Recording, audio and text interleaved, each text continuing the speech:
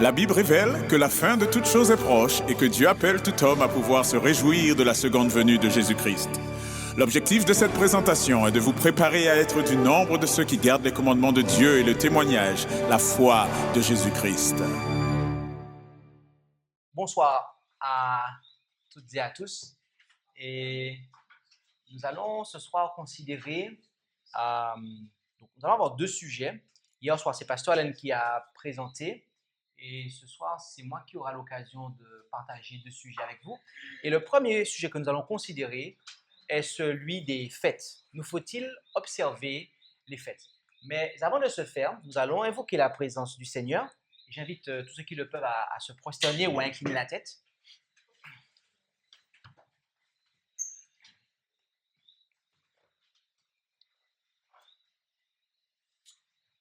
Éternel notre Dieu, merci pour l'opportunité que tu nous donnes de pouvoir, en cet instant, une fois de plus, nous présenter devant toi afin de te réclamer cette bénédiction.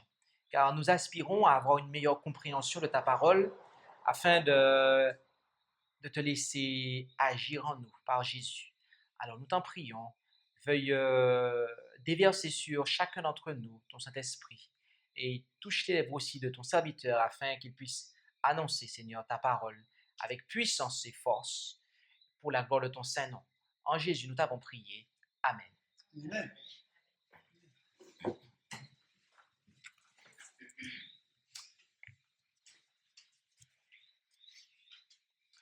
Nous avons une quantité très importante de textes à considérer en ce soir.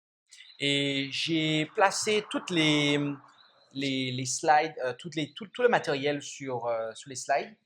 Et d'ici demain matin, le matériel sera sur la page diapositive, donc vous pourrez le télécharger. L'apôtre Paul déclara en Galates, chapitre 1, versets 6 à 9, « Je m'étonne que vous abandonniez si promptement celui qui vous avait appelé à la grâce de Christ pour passer à un autre évangile. Non qu'il y ait un autre, mais il y a des gens qui vous troublent et qui veulent pervertir l'évangile de Christ. Mais quand nous-mêmes ou un ange du ciel vous annoncerait un évangile différent de celui que nous vous avons annoncé, qu'il soit anathème. Comme nous l'avons déjà dit, je le dis encore maintenant, si quelqu'un vous annonce un évangile différent de celui que vous avez reçu, qu'il soit anathème. » L'apôtre Paul était très emphatique. Il était très clair quant au fait que l'évangile qu'il avait annoncé aux Galates était l'évangile, le seul qui pouvait être et qui devait être reçu. Tout autre évangile, qu'il soit, et ce même annoncé par un ange, d'accord, eh bien, ne devait pas être reçu. Et la personne qui apportait cet évangile devait être considérée comme étant anathème, c'est-à-dire maudit. En Apocalypse 14, verset 6, nous avons là le premier ange qui annonce son message. Et on nous dit qu'il porte l'évangile éternel, d'accord? Il annonce l'évangile éternel. Et nous savons que c'est le premier d'une série de 3 messages qui prépare, d'accord, et précède le retour du Christ en gloire. Et nous voulons savoir en ce soir si l'observation des fêtes fait partie de cet évangile éternel, car il y a de nos jours des chrétiens qui pensent que les fêtes et leur observation sont une partie intégrante de l'évangile éternel. Et c'est pour cela que nous allons en ce soir considérer 12 raisons pour lesquelles les fêtes ne peuvent bibliquement pas faire partie de l'évangile éternel. Okay? La première de ces raisons, c'est qu'il n'y a aucun verset de l'Écriture qui qui relie les fêtes à l'Évangile. Vous pouvez lire de Genèse à Apocalypse.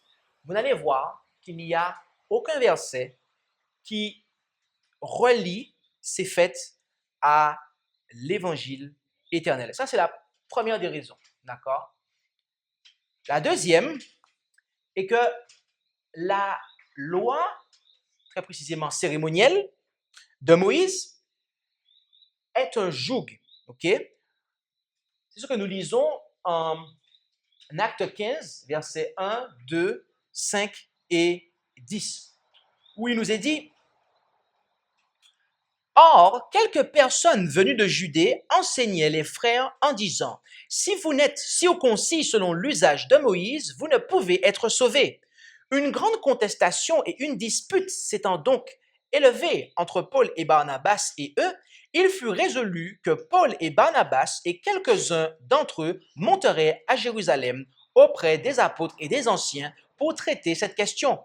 Mais quelques-uns de la secte des pharisiens qui avaient cru, verset 5, se levèrent en disant qu'il fallait circoncire les gentils et leur ordonner de garder la loi de Moïse. Verset 10. Maintenant donc, pourquoi tentez-vous Dieu en imposant aux disciples un joug que ni nos pères, ni nous n'avons eu la force de porter? Notez que ici, il y a deux points que ces faux docteurs voulaient imposer.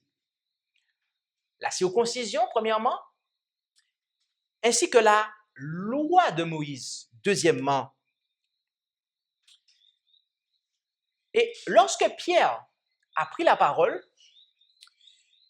il déclara notamment qu'il s'agissait d'un joug que ni nos pères, ni nous n'avons eu la force de porter.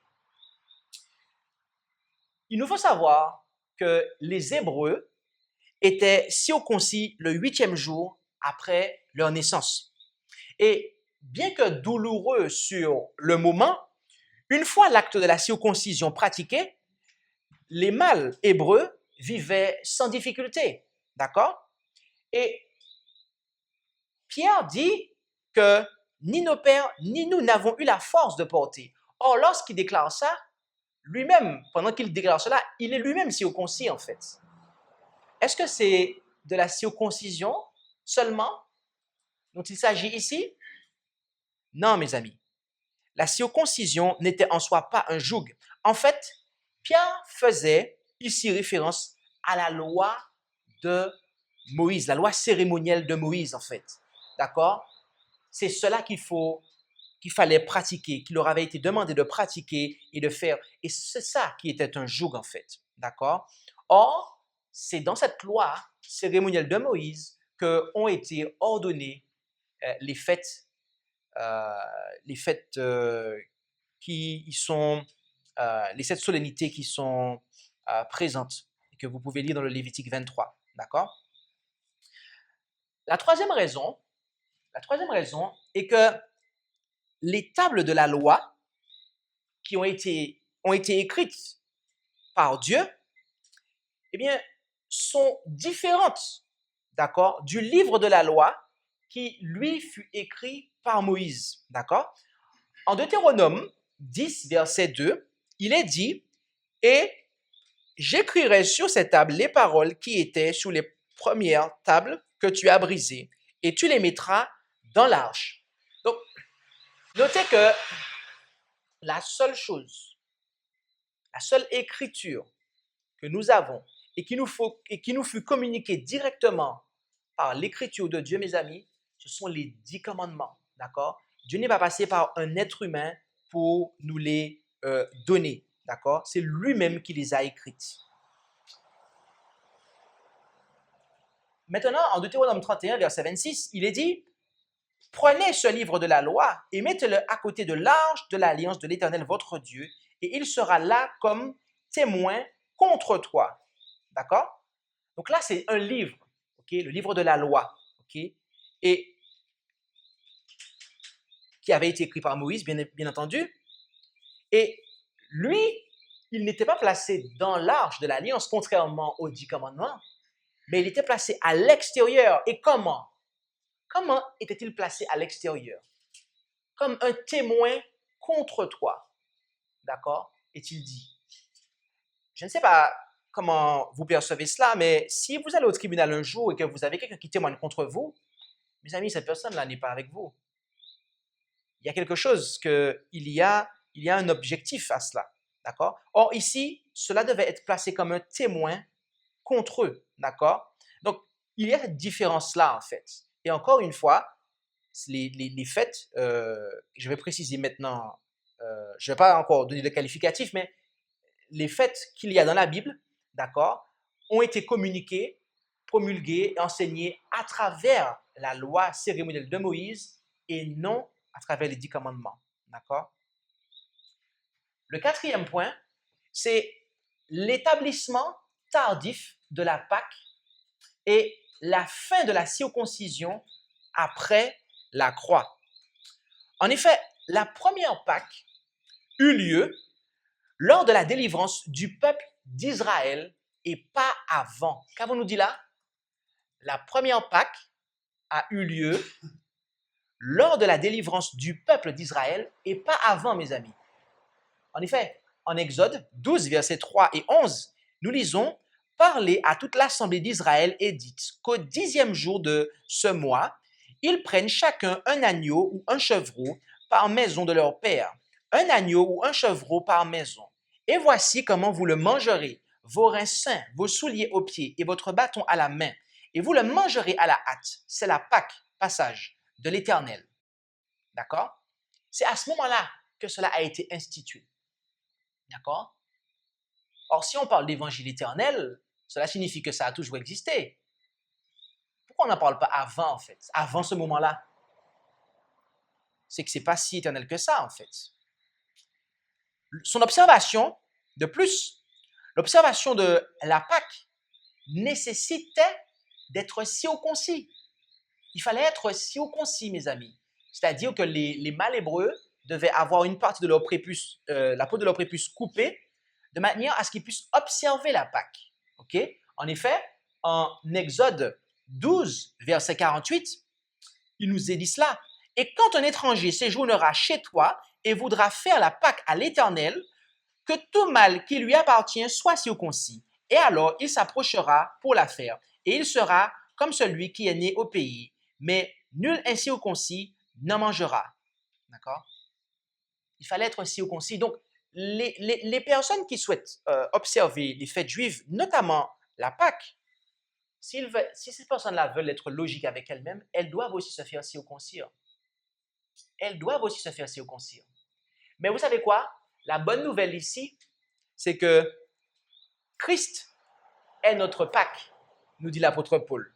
Et étant donné qu'il est notre Pâque, nous comprenons ce qu'il est dit en Colossiens 2, verset 11. En lui, est-il dit, je précise, en lui aussi, vous avez été circoncis, d'une circoncision faite sans main, en dépouillant le corps des péchés de la chair, ce qui est la circoncision de Christ. Donc, mes amis, si, lorsque Jésus arrive, c'est en lui que nous sommes circoncis, c'est-à-dire qu'il opère, une transformation dans notre vie, d'accord? Il nous met à part pour son service, et il inscrit en nous sa loi. Si c'est en lui que nous sommes circoncis et que nous n'avons plus besoin de l'être dans la chair, est-ce que nous avons besoin d'aller observer une Pâque, une quelconque fête de Pâques? Non, encore une fois, car l'apôtre Paul dit aussi que Christ est notre Pâque qui a été immolé, d'accord? Donc, en Christ, nous avons cette Pâque. C'est en lui que nous avons cette réalité de la Pâque. La Pâque était une image, un symbole, d'accord, une ombre. Et en Christ, nous avons la réalité. Cinquièmement, nous avons l'enseignement de Paul en Colossiens 2, versets 14 à 17. Lisons cela un peu. Colossiens 2, versets 14 à 17. Là, l'apôtre déclare, « Il a effacé ce qui était contre nous, l'obligation des ordonnances qui s'élevaient contre nous, et il l'a entièrement annulée en l'attachant à la croix, ayant dépouillé les principautés et les puissances, qu'il a publiquement exposées en spectacle, en triomphant d'elles sur cette croix.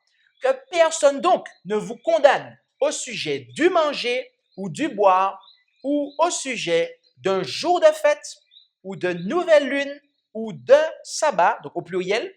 C'était l'ombre des choses qui devaient venir, mais le corps est en Christ. Notez ici que Paul dit, il parle d'effacer, qu'il a effacé. La loi de Dieu, la loi, tout du moins que Dieu écrivit sur des tables de pierre, ne peut pas être effacée, mes amis. Vous n'effacez pas. Si vous voulez supprimer ce qui est marqué, ce qui est gravé sur la pierre, vous ne pouvez pas employer le mot effacer, mais plutôt briser, d'accord? Mais la loi que Moïse écrivit sur un support souple, elle ne peut pas être brisée, mais effacée. Donc, le simple fait que Paul emploie le mot effacer ici ne peut pas faire référence à la loi de Dieu qui a été écrite sur de la pierre. Okay? Vous ne pouvez pas effacer ce qui est marqué sur la pierre, à moins que vous usiez la pierre et donc que vous détériorez le support. Ça, vous devez le briser. Mais par contre, ce qui peut être effacé, c'est ce qui est marqué à la surface, en surface, d'accord? Ça, vous pouvez l'effacer. Et c'est pour ça que ces deux termes se ressemblent. Vous avez effacé et surface, d'accord? Vous effacez ce qui est en surface et pas ce qui est dedans, gravé dedans, en fait, d'accord? Donc, le simple fait qu'ils disent « il a effacé », se réfère tout de suite à quelque chose qui est marqué sur un support en surface, donc à la loi de Moïse, d'accord? Et il est dit contre nous. Il a effacé ce qui était contre nous. Rappelez-vous ce que nous avons lu en Deutéronome 31, verset 26. Prenez ce livre de la loi et mettez-le à côté de l'arche de l'alliance de l'Éternel votre Dieu. Et il sera là comme témoin contre toi. De quoi Paul faisait-il allusion ici? Aux 10 commandements? Non! Au livre de la loi, mes amis, à des choses qui étaient écrites dans ce livre. OK? Je vous pose la question. Est-ce que Dieu, parce qu'il est dit que ici, il a placé un témoin contre toi, d'accord? Donc contre les enfants d'Israël. Vous savez, avant de poser la question, je vais juste faire une petite intro. Nous avons tendance à qualifier Dieu de bon Dieu. C'est ce qu'on dit généralement. Oh, le bon Dieu. Et en créole, on a cette expression bon Dieu. Okay? Donc les francophones ont le bon Dieu, les Antillais, ceux qui parlent le créole, ils ont bon Dieu. C'est un bon Dieu. Pourquoi on l'appelle bon Dieu? Parce qu'il nous donne de bonnes choses. OK? Je vous pose la question. Est-ce que Dieu ne donne toujours que de bonnes choses? Alors, c'est pas un bon Dieu, alors vous me dites non. Alors, attendez, je ne comprends pas. Vous dites que c'est le bon Dieu, vous êtes d'accord, mais vous dites qu'il n'a pas toujours de bonnes choses. Peut-être que certains d'entre vous connaissent ce texte-là, alors. Ézéchiel 20, verset 25. Aussi leur ai-je donné des statuts qui n'étaient pas bons et des lois par lesquelles ils ne devaient pas vivre. Vous vous rendez compte? Dieu, à certains moments, a donné des choses qui n'étaient pas bonnes. D'accord? À certains moments, il a donné des choses qui n'étaient pas bonnes. D'accord? Pourquoi? Eh bien, parce que le peuple n'était pas encore prêt à recevoir, d'accord, ce qui était excellent. D'accord? Mais le point que je veux faire ici, c'est que, et nous allons l'approfondir tout à l'heure, parce que ce texte-là pourrait laisser penser que, ah oui, mais ça veut dire que c'est pas un bon Dieu en fait. Non, non, non. Il faut comprendre que Dieu compose avec l'être humain et il fait en fonction des faiblesses de l'être humain et de la lenteur de l'humain à comprendre ses plans en fait. Et c'est pour ça que des fois, il instaure des choses, mais qu'après, il va enlever, d'accord? Et on l'a vu, sabbat, pour ceux qui étaient là, concernant la santé, notamment l'alimentation, sa loi. À la base, il y avait un régime qu'il avait prescrit, mais après, il a changé et après, il a voulu retourner à ce régime. Et étant donné que les enfants d'Israël, à 2 reprises, n'ont pas voulu retourner à ce régime, qu'est-ce qu'il a fait? il a donné un régime de base, qui est le Lévitique 11, qui est un régime par défaut, d'accord? Mais cela n'était pas bon en fait, ok? Après, Paul parle de manger et de boire, d'accord? Il faut savoir, lorsqu'il parle du manger et du boire, qu'il s'agit des repas et des boissons qui devaient être présentés dans le cadre des offrandes faites dans le sanctuaire terrestre, lesquelles étaient des types du Christ. En effet, en Nombre 28, versets 1 et 2, nous avons cette confirmation que la nourriture ainsi que des boissons étaient incorporées, étaient inclus dans le système cérémoniel. L'Éternel parla encore à Moïse et il dit en disant, verset 2, « Commande aux enfants d'Israël et dis-leur, vous aurez soin de m'offrir en son temps mon offrande. » Et de quoi s'agit-il? Ma nourriture pour mes sacrifices faits par le feu qui me sont d'une agréable odeur. D'accord? Donc, il y avait de la nourriture qui était impliquée dans le système cérémoniel. Okay? Et qu'en est-il concernant les sabbats? D'accord? Eh bien, notez que Paul dit ensuite que c'était l'ombre des choses qui devaient venir. C'était l'ombre des choses qui devaient venir. Mais le sabbat du 7e jour a été donné bien avant la dispensation de la loi cérémonielle. Qui sont les premiers observateurs du sabbat sur la terre? Adam et Ève, bien évidemment. Et Dieu leur a donné le sabbat avant que le péché n'entre. D'ailleurs, pour ceux qui ne le savent pas, je vous invite simplement à lire Genèse 1 et 2 et vous verrez qu'avant l'entrée du péché, en Genèse 3, nos premiers parents observaient déjà le sabbat. Et lorsque Dieu a institué tout cela, il a dit que tout était très bon. Ce n'est pas que c'était bof ou c'était bon, c'était très bien, très bon, d'accord? Donc, le sabbat du 7e jour n'est pas une ombre. D'ailleurs, pour être une ombre, il faut qu'il y ait une réalité. Or, de quoi est-il la réalité? Non, là, il s'agit des sabbats cérémoniels.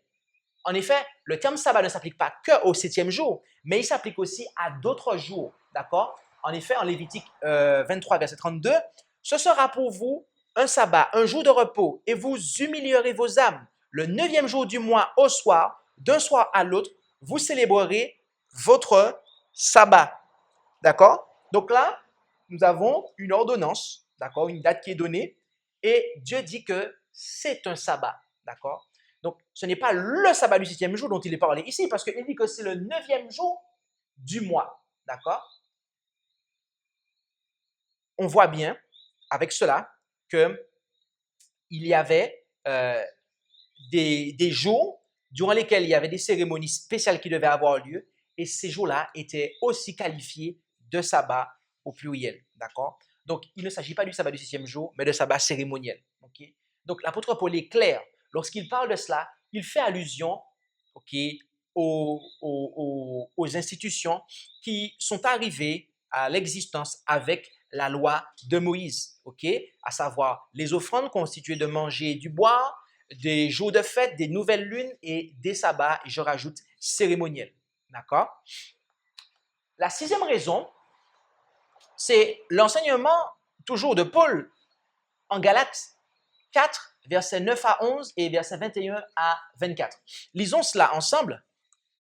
« Et maintenant que vous avez connu Dieu, ou plutôt que vous avez été connus de Dieu, comment retournerez-vous encore à ces faibles et misérables rudiments auxquels vous voulez vous assujettir de nouveau?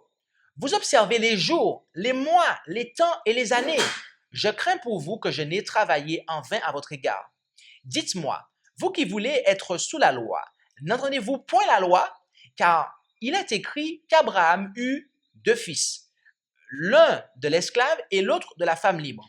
Mais celui de l'esclave naquit selon la chair, et celui de la femme libre naquit en vertu de la promesse. Ces choses sont allégoriques, car ces 2 femmes sont 2 alliances. L'une du mont Sinaï, qui enfante des esclaves, et c'est Agar, d'accord? Et il va encore poursuivre avec l'autre femme qui est Sarah, d'accord? Je n'ai pas malheureusement mis sur la diapo. Remarquez que Paul parle ici des jours et des mois, d'accord? Des jours et des mois, c'est-à-dire les sabbats cérémoniels et les jours de nouvelle lune, d'accord? Vous pouvez lire le chapitre du Lévitique 23 dans son ensemble. Nous n'allons pas le faire maintenant, mais je vous invite à le faire. Et en Nombre 10, verset 10, il est dit « Et dans vos jours de joie, dans vos solennités et au commencement de vos mois, donc là c'est les nouvelles lunes, vous sonnerez des trompettes sur vos holocaustes et sur vos sacrifices de prospérité, et elles vous serviront de mémorial devant votre Dieu. Je suis l'Éternel, votre Dieu. » D'accord? Et nous avons aussi Nombre 28, versets 11 à 15, d'accord? Et cela nous parle aussi au commencement du mois, en fait, d'accord? Et nous voyons qu'il s'agit là des nouvelles lunes, d'accord? Donc, voilà de quoi il s'agit. Je ne vais pas prendre le temps de le lire parce qu'il y a d'autres matériels à considérer, mais je le donne en guise de référence supplémentaire, et ceux qui téléchargeront le PDF, vous pourrez l'avoir, prendre le temps de le reconsidérer à tête reposée, parce qu'il est très long. Ok. Ensuite, Paul parle des temps. Il dit les temps, d'accord? Il faut savoir que le terme grec qui est traduit par temps signifie notamment les temps marqués, ok? Et cela se réfère aux fêtes annuelles du calendrier juif. En effet, en Nombre 28, versets 1 et 2, l'Éternel parla encore à Moïse en disant « Commande aux enfants d'Israël et dis-leur, vous aurez soin de m'offrir en son temps. » D'accord? Donc, au temps marqué, en fait. Au temps, en son temps, le temps qui convient. Mon offrande, ma nourriture pour mes sacrifices faits par le feu, qui me sont d'une agréable odeur. D'accord? Donc, là, c'est clair. OK? Et ensuite, Paul poursuit avec les années. D'accord? Il parle des années. De quoi s'agit-il ici quand il parle des années? Eh bien, il s'agit des années sabbatiques, d'accord, telles que celle du jubilé. Okay? Exode 23, versets 10 et 11. Pendant 6 ans, tu sèmeras la terre et tu recueilleras le produit. Mais la 7e, tu la mettras en jachère et la laisseras reposer. Et les pauvres de ton peuple en mangeront les fruits. Et les animaux des champs mangeront ce qui reste. Tu en feras de même de ta vigne, de tes oliviers. D'accord? Et nous pouvons voir la même chose en Lévitique 25, versets 8 à 12, que je vous donne aussi en référence, d'accord? Mais que nous n'allons pas prendre le temps de lire maintenant car il est aussi long, d'accord? Ok, passons à la 7e raison, d'accord? Après avoir vu l'enseignement de Paul en Galate, c'est que la 7e raison, eh bien, c'est que le travail autorisé par Dieu, et que le travail était autorisé par Dieu lors des nouvelles lunes avant l'entrée en Canaan. Ok? Retenez bien ça. Le travail était autorisé par Dieu lors des nouvelles lunes avant l'entrée en Canaan. Pourquoi disons-nous cela? C'est parce qu'une fois arrivés en Canaan terrestre, nous comprenons, avec Amos 8, versets 5 et 6, que les enfants d'Israël ne devaient pas travailler lors des nouvelles lunes. En effet, il est dit, qui dit, quand la nouvelle lune sera-t-elle passée pour que nous vendions le blé, et le sabbat pour que nous ouvrions les greniers en diminuant les fats, en augmentant le cycle et en faussant la balance pour tromper? Nous achèterons les misérables pour de l'argent et le pauvre pour une paire de souliers, et nous vendrons la criblure du froment. D'accord?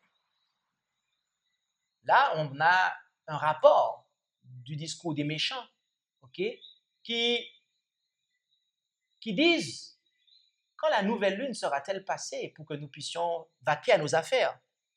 Donc, ils attendent que la nouvelle lune soit passée et ils méditent déjà sur le fait qu'ils vont travailler, qu'ils vont tromper les gens, en fait. Donc, cela montre en soi que lors des nouvelles lunes, notamment lorsqu'ils sont entrés en Canaan terrestre, les enfants d'Israël n'avaient pas pour habitude de travailler.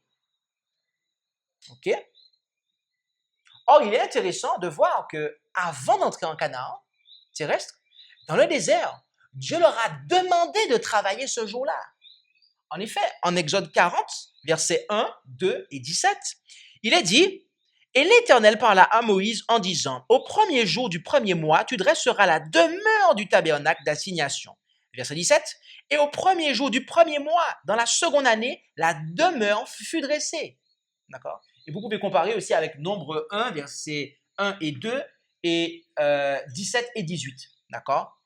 Oui, il y a là un autre rapport que Dieu a demandé aux enfants d'Israël de travailler le premier jour du premier mois. Donc la nouvelle lune, en fait. Est-ce que Dieu a fait la même chose avec le sabbat du sixième jour? Non! Avant même de donner ses 10 commandements depuis le mont Sinaï, sa loi éternelle, la loi de liberté, Dieu a fait les enfants d'Israël observer son sabbat par le biais de quoi? Le biais de la manne, mes amis. Ils devaient, pendant 6 jours, la manne tombait. D'accord? Le sixième jour, elle tombait en double proportion, notamment pour qu'ils puissent préparer le repas le septième. Mais le septième jour, il n'y avait pas de manne qui tombait, mes amis. D'accord? Donc, Dieu n'a pas eu le comportement que Dieu a eu avec le sabbat du septième jour. Il n'a pas eu ce comportement-là avec la nouvelle lune. D'accord? Avant l'entrée en Canaan terrestre et après l'entrée en Canaan terrestre, il a tenu à ce que les enfants d'Israël observent le quatrième commandement. Mais par contre, les nouvelles lunes, on voit qu'il a eu deux attitudes différentes. Avant l'entrée en Canaan terrestre, il leur demandait de travailler, mais une fois rentrés, les enfants d'Israël ne travaillaient pas. D'accord? Alors, comment comprendre cela? J'aimerais rajouter un texte que certains contestateurs vont présenter pour dire que non, mais regarde Ésaïe 66, verset 23. Il est dit, et de mois en mois, c'est-à-dire et chaque nouvelle lune en fait, et de sabbat en sabbat, toute chair viendra se prosterner devant moi, dit l'Éternel. D'accord? Pour bien comprendre de quoi il s'agit ici, il faut lire Apocalypse 22, verset 2. D'accord? Si vous lisez Apocalypse 22, verset 2, vous allez comprendre. Car c'est chaque mois qu'on va se présenter devant Dieu, d'accord? Dans la cité sainte, la véritable Jérusalem, pour manger du fruit, parce que les arbres portent leurs fruits chaque mois, en fait, d'accord? L'arbre de vie, d'accord? Il porte son fruit chaque mois. Et donc, on ira s'y rendre tous les mois pour manger de ce fruit. Et notez que c'est lié à une localisation très précise. Alors, résumons ce point-là.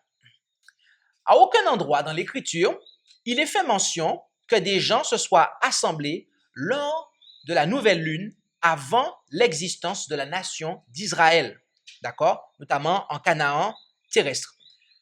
Par conséquent, la nouvelle lune était un signe pour que les Israélites s'assemblent afin de marquer le nouveau mois. C'était un signe pour ceux qui vivaient en Israël, d'accord? Mais lorsque la terre sera renouvelée, alors tous seront invités à Jérusalem, la nouvelle, pour adorer lors des nouvelles lunes et pour manger du fruit de l'arbre de vie, d'accord, qui est porté tous les mois. Donc ici, il est question de lieu, d'accord? La nouvelle Jérusalem sera le centre de l'univers, tout comme la Jérusalem terrestre était le centre de la terre pour l'adoration de Dieu, d'accord? Donc lorsque vous considérez cette affaire de nouvelle lune, il vous faut comprendre que c'est lié à Jérusalem. Du moment que Christ est monté au ciel, la Jérusalem que le peuple de Dieu doit regarder n'est pas la terrestre, mais la céleste. Or, nous sommes encore sur terre. Et la Jérusalem que nous devons contempler, elle a changé de lieu en fait. Ce n'est plus, tout du moins, ce n'est plus cette Jérusalem-là, ce n'est plus la même Jérusalem que nous devons regarder, puisque notre Seigneur, il est monté au ciel, d'accord? Et il officie dans le sanctuaire qui se trouve dans cette Jérusalem terrestre. Et donc, de ce fait, notre attention doit se porter vers cette Jérusalem-là. Or, nous sommes encore sur terre. Et nous ne pouvons pas, tous les mois, nous présenter pour aller prendre de l'arbre de vie. Donc, est-ce qu'il nous faut observer la nouvelle lune? Non. Tant qu'on est sur cette terre, non. Mais par contre, quand on sera au ciel, là, on va se rendre tous les mois et il y aura un but bien précis. Ce sera pour manger de l'arbre, du fruit de l'arbre de vie, d'accord, qui va nous régénérer, d'accord? Ok. Parce que il faut savoir que si Adam et Ève, Dieu leur avait interdit, il avait passé un ange pour qu'ils ne retournent plus manger du fruit de l'arbre qui était dans le jardin d'Éden. Pourquoi? Parce que s'ils continuaient à manger ce fruit, eh bien, ils allaient être immortels. Et ils allaient être des pécheurs immortels, des rebelles immortels. D'accord? Et on voit, ils ont mangé de ce fruit et ils ont vécu très longtemps, en fait. Mais nous, ça fait longtemps que notre humanité n'a pas mangé ce fruit-là. Et donc, on voit qu'on ne vit plus assez longtemps. Mais quand on va monter au ciel, on va manger de ce fruit-là, en fait, de manière à pouvoir se régénérer, d'accord? On aura l'immortalité, c'est vrai, mais Dieu va continuer à fonctionner selon ce principe, d'accord? Tout comme Adam et Ève, qui avaient été créés parfaits, devaient manger de ce fruit, d'accord, pour garder cette santé-là, cette immortalité-là, je dirais cette vigueur-là. Eh bien, au ciel aussi, c'est pareil, d'accord? Il y aura un moment bien déterminé pour pouvoir manger de ce fruit, et ce sera lors des nouvelles lunes. Mais maintenant, nous ne sommes pas au ciel, mes amis. D'accord? Le 8e point, c'est l'exemple de Paul à Corinthe. Considérons Acte 18, verset 21. Il est dit, et il, donc Paul, prit congé d'eux en leur disant, il faut absolument que je célèbre la fête prochaine à Jérusalem, mais je reviendrai vous voir s'il plaît à Dieu. Et il partit d'Éphèse. Voici un texte que beaucoup de personnes utilisent pour dire que oui, mais vous comprenez mal ce que Paul dit en Colossiens 2 et Galates 4. Regardez, il dit qu'il faut absolument qu'il observe la fête et tout. Il faut absolument qu'il célèbre, tout du moins la fête. Voilà. Donc Paul observait les fêtes comme tous les chrétiens et compagnie, compagnie. Mes amis, tout texte ôté de son contexte devient un prétexte. Vous savez ça? Si vous ne le savez pas, il faut l'apprendre. Tout texte ôté de son contexte devient un prétexte. D'accord? Je vous pose la question. Combien de temps Paul est-il resté à Corinthe?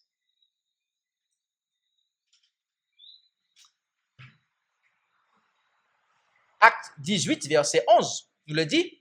Et il y demeura donc 1 an et 6 mois, enseignant parmi eux la parole de Dieu. Paul est resté 1 an et 6 mois. D'accord? Mes amis, d'après Exode 23, versets 14 et 17, chapitre 34, verset 24, ainsi que Deutéronome 16, 16 et encore d'autres textes, il y avait 3 fêtes qui nécessitaient que les enfants d'Israël effectuent un pèlerinage à Jérusalem. Il y avait 3 fêtes par an, d'accord? 3 fois l'année, les hommes ainsi que les garçons, en priorité, c'était nécessaire, les femmes si elles pouvaient, mais les hommes et les garçons, d'accord, devaient se rendre à Jérusalem, d'accord, pour observer ces 3 fêtes-là. Et nous savons que ces fêtes s'étendaient sur une année. Or, Paul demeura 1 an et 6 mois à Corinthe. Et mes amis, Corinthe n'est pas Jérusalem. Corinthe n'est pas Jérusalem. Donc, pendant 1 an, Paul ne s'est pas rendu du tout à Jérusalem, en fait. Paul n'a pas observé les fêtes. Pendant 1 an et 6 mois, Paul ne l'a pas fait. Il y avait 3 pèlerinages qu'il devait faire. Il ne les a pas du tout fait. Ça, c'est un premier point qu'il faut souligner. Et que malheureusement, ceux qui défendent cette théorie-là ne soulignent pas. Pourtant, c'est le contexte. Il ne faut pas avoir peur du contexte. Mais alors, une fois qu'on a vu ça, on pourrait se poser la question, mais alors pourquoi Paul a-t-il dit qu'il faut absolument qu'il célèbre la fête? Pourquoi Paul devait-il se rendre à Jérusalem? Prêtons attention à ce qu'il déclara à ceux auprès de qui il demeura 1 an et demi, 1 an et 6 mois, c'est-à-dire aux Corinthiens. Notez ce qu'il déclara à ces personnes avec qui il est resté 1 an et 6 mois. 1 Corinthiens 9, verset 20. J'ai été comme juif avec les juifs afin de gagner les juifs, comme sous la loi avec ceux qui sont sous la loi afin de gagner ceux qui sont sous la loi. D'accord? Remarquez que Paul, il a été comme juif avec les juifs afin de gagner les juifs. Donc je vous pose la question, pourquoi? C'est très simple. Pourquoi Paul est-il allé à Jérusalem? Pourquoi est-il allé célébrer cette fête-là? C'était pour aller gagner sa nation, mes amis. C'était pour aller gagner les Juifs, d'accord? C'était pour aller gagner les Juifs, mes amis, tout simplement. Il ne l'a pas fait dans un but salutaire, dans un but de pouvoir, mais dans un but d'aller gagner les Juifs. Parce qu'il faut savoir que, rappelez-vous, c'est à ce moment-là que vous avez tous les mâles, hommes, garçons, adultes et garçons, qui viennent à Jérusalem. Là, vous avez toute la population. Donc, si vous voulez faire un travail d'évangélisation, vous allez où? Vous allez au fond d'une forêt? Non, mes amis, vous allez là où il y a du monde. Vous allez là où il y a du monde. Et c'est pour ça que Paul a dit qu'il fallait absolument qu'il aille célébrer cette fête. Parce que c'est là qu'il allait rencontrer les Juifs, d'accord? Donc, il fallait qu'il fasse cette célébration de manière à pouvoir entrer en contact avec les Juifs, en fait. Parce qu'il a été comme Juif avec les Juifs, afin de gagner les Juifs. C'était ça son objectif, mes amis. Et ce même Paul-là, je vous le dis aussi, je n'ai pas la référence, mais il a aussi fait Timothée se circoncire, de manière à pouvoir gagner les Juifs. Et pourtant, on sait que la circoncision, il en parle d'une manière qui n'est pas recommandable. Mais il l'a fait à cause des préjugés que les Juifs avaient. D'accord? Donc, tout cela afin de pouvoir gagner les Juifs. La deuxième raison, c'est que le sabbat du 7e jour, d'accord, n'est jamais qualifié de juif. Le sabbat du 7e jour n'est jamais qualifié de sabbat juif. D'accord? Sous l'Ancien Testament, les fêtes sont présentées comme étant celles de l'Éternel. En effet, en Lévitique 23, versets 2, 4, 37 et 44, il est dit « Parle aux enfants d'Israël et dis-leur, les fêtes de l'Éternel que vous publierez comme de saintes convocations, ce sont là mes fêtes. Voici les fêtes de l'Éternel, verset 4, les saintes convocations que vous publierez à leur temps fixé. Verset 37. Telles sont les fêtes solennelles de l'Éternel que vous publierez comme de saintes convocations pour offrir à l'Éternel des sacrifices faits par le feu, des holocaustes, des offrandes, des sacrifices et des libations, chaque chose à son jour. Et verset 44, ainsi Moïse déclara aux enfants d'Israël les fêtes de l'Éternel. Okay? Et vous pouvez comparer aussi avec Juges, chapitre 21, verset 19, 2 Chroniques 2, verset 4, Esdras 3, verset 5 et Osée 9, verset 5. Dans tous ces versets-là, il nous est parlé des fêtes de l'Éternel. Et ce sont ces versets-là dont se saisissent les observateurs des fêtes. Vous dites, regardez, ce sont les fêtes de l'Éternel, donc ça appartient à Dieu, il nous faut les célébrer. Je ne nie pas le fait que Dieu a dit que ce sont ses fêtes, les fêtes de l'Éternel, d'accord? D'ailleurs, il a dit la même chose concernant la Pâque, en Nombre 28, verset 16.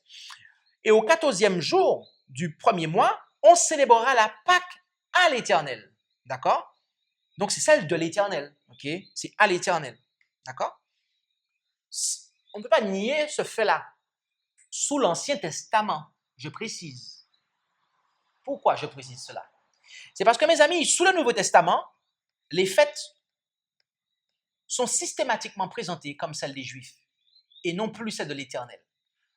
En effet, Jean 5, verset 1 nous est dit, « Après cela venait une fête des Juifs et Jésus monta à Jérusalem. » Jean 2, verset 13, « Et la Pâque des Juifs était proche et Jésus monta à Jérusalem. » Jean 6, verset 4, « Or la Pâque, la fête des Juifs, était proche. » Et Jean 11, verset 55, « Or la Pâque des Juifs était proche. Et beaucoup de gens du pays montèrent à Jérusalem avant la Pâque pour se purifier. » Jamais, mes amis, vous allez voir la Pâque de l'Éternel sur le Nouveau Testament ou la fête de l'Éternel. Le langage a changé sous le Nouveau Testament. Ce qui n'est jamais le cas en ce qui concerne le sabbat du 7e jour, qui n'est jamais qualifié de sabbat juif. D'accord? Le sabbat du 7e jour n'est jamais qualifié de sabbat juif, mais il est toujours qualifié de sabbat de l'Éternel. En effet, Exode 20, verset 10, « Mais le 7e jour est le repos de l'Éternel ton Dieu. Tu ne feras aucune œuvre en ce jour-là, ni toi, ni ton fils, ni ta fille, ni ton serviteur, ni ta servante, ni ton bétail, ni l'étranger qui est dans tes portes. Et vous pouvez comparer cela avec Lévitique 23, verset 3 et Deutéronome 5, verset 14. Et sous le Nouveau Testament, mes amis, ça ne change pas. Parce que Jésus, qui est Jésus? Qui est Jésus? Le Fils de Dieu, d'accord. Mais c'est aussi, lui, le chef de la religion chrétienne, n'est-ce pas? On peut dire ça comme ça. Il est en fait le centre même. D'ailleurs, les chrétiens s'appellent des chrétiens, c'est par rapport à Jésus, c'est pour marquer leur appartenance à Jésus. Je vous pose la question ici, combien d'entre vous, ce soir, sont chrétiens? Combien, levez la main, que je puisse voir. Combien sont chrétiens ce soir? Ok.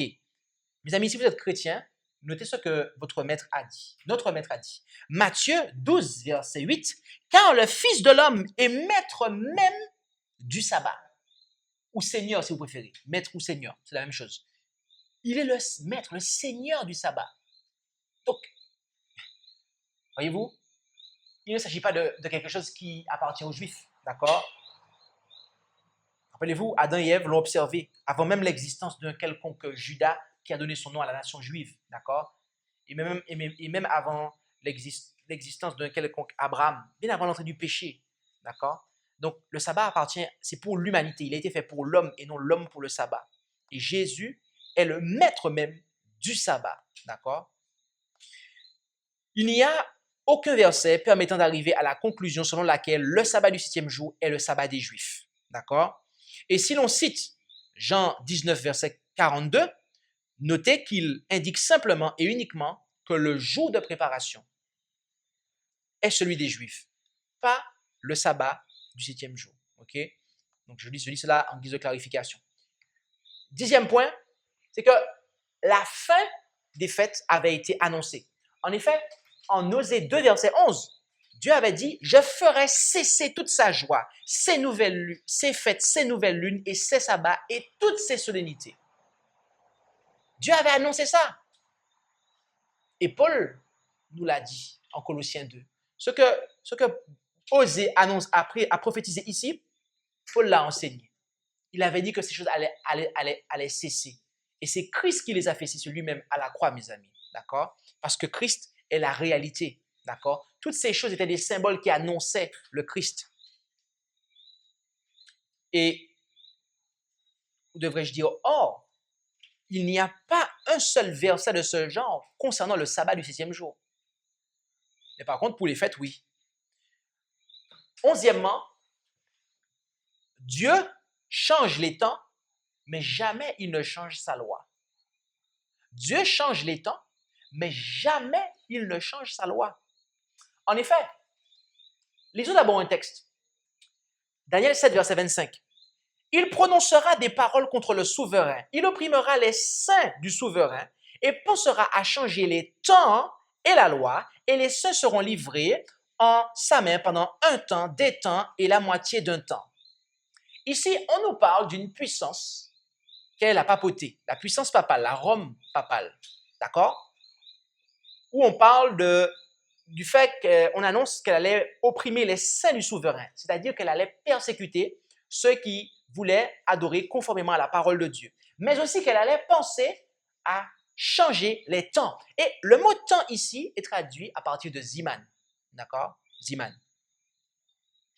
Alors c'est intéressant de voir que la papauté voulait changer les temps et la loi. Il n'y a pas que la loi, elle voulait changer les temps aussi, d'accord?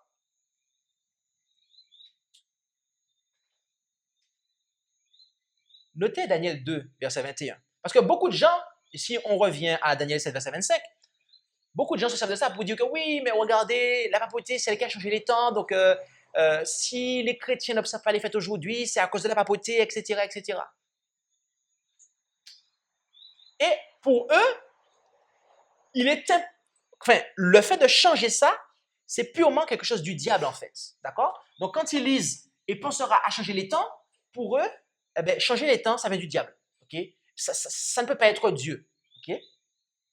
Alors, je ne suis pas ici en train de donner raison à l'œuvre de la papauté, d'accord?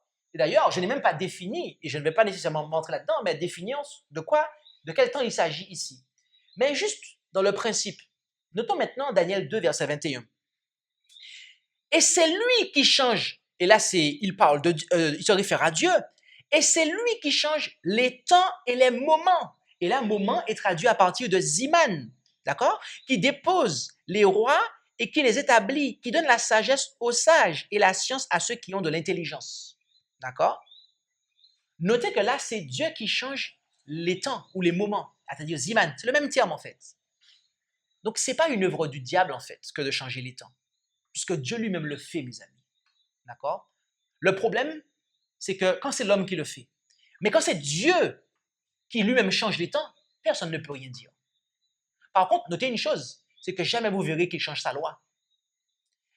Jamais vous verrez qu'il change sa loi. Dieu peut changer ses temps, mais contrairement au pape, il ne peut pas changer sa loi, car il ne change pas, d'après Malachie 3, verset 6.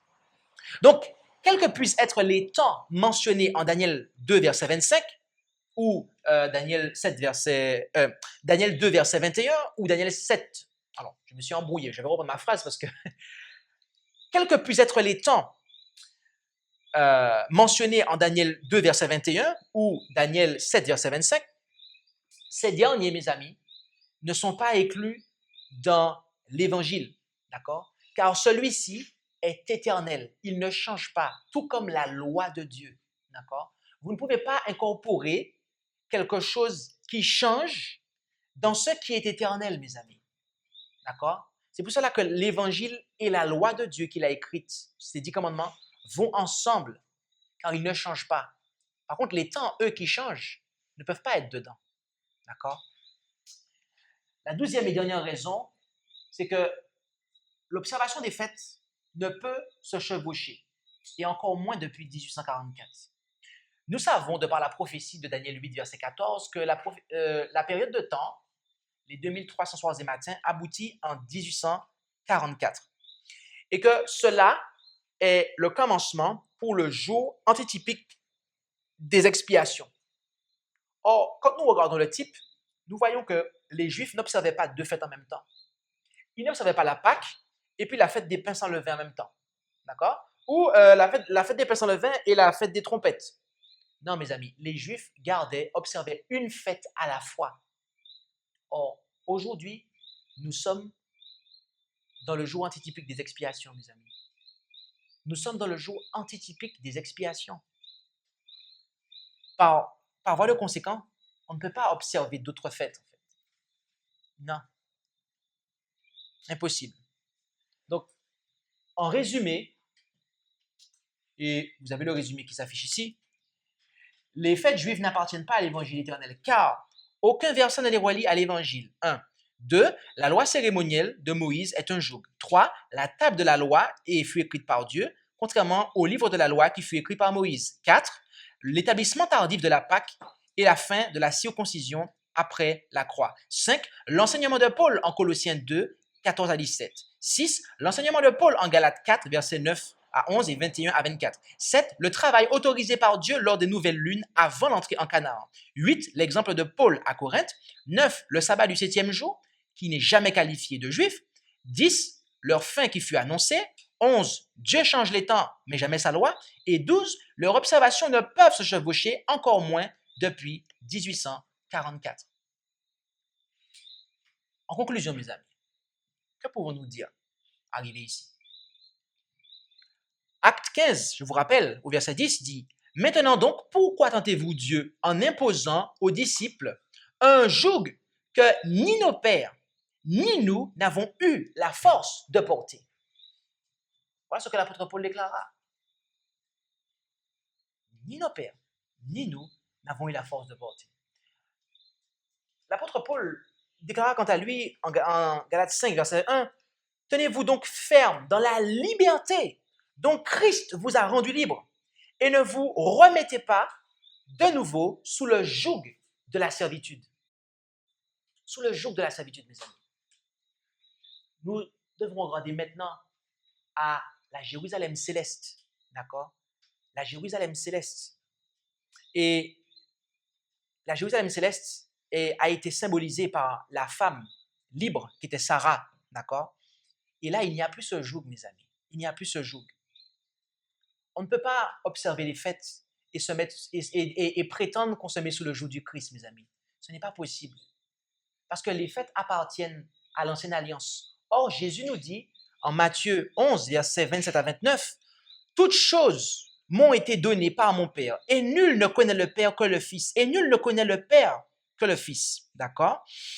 Et celui à qui le Fils aura voulu le faire connaître. Verset 28. « Venez à moi, vous tous qui êtes fatigués et chargés, et je vous soulagerai. Chargez-vous de mon joug et apprenez de moi, parce que je suis doux et humble de cœur, et vous trouverez le repos de vos âmes, car mon joug est aisé et mon fardeau léger. » Combien d'entre nous ici ce soir voulons accepter cette invitation, c'est-à-dire venir à Christ, car nous sommes fatigués et chargés, afin d'être soulagés et de se charger de son joug? Mes amis, je ne sais pas pour vous, mais moi je le veux. Et Christ nous demande de déposer à lui, qui nous demande de déposer à lui toutes les œuvres que nous faisons pour tâcher de gagner notre salut.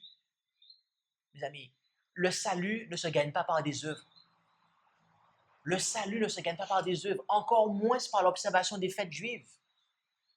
Et toutes celles et ceux qui, par le passé, que ce soit sous l'Ancien Testament, que ce soit même après la croix, et l'apôtre Pierre l'enseigne, et jusqu'à maintenant, qui ont enseigné et qui enseignent ces choses-là, mes amis, c'est dans l'espérance de gagner leur salut, le salut par leurs œuvres.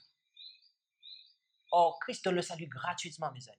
Et il nous demande simplement de venir à lui et de recevoir ses instructions. Moi, je le veux. Et si vous le voulez avec moi, c'est-à-dire venir à Christ et recevoir ses instructions et déposer tout fardeau, je vous invite à vous prosterner et à demander à Dieu de nous aider.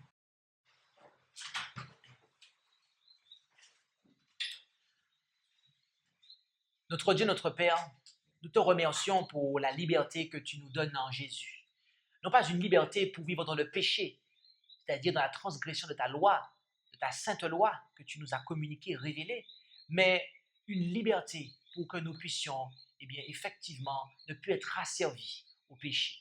Et Père, nous n'avons plus, tu nous as mis dans cette liberté afin que nous puissions te glorifier. Et tu n'attends plus de nous que nous puissions nous charger de toute espèce de rite, de cérémonie, d'observation qui avait été donnée pour annoncer simplement la venue de Jésus, Père.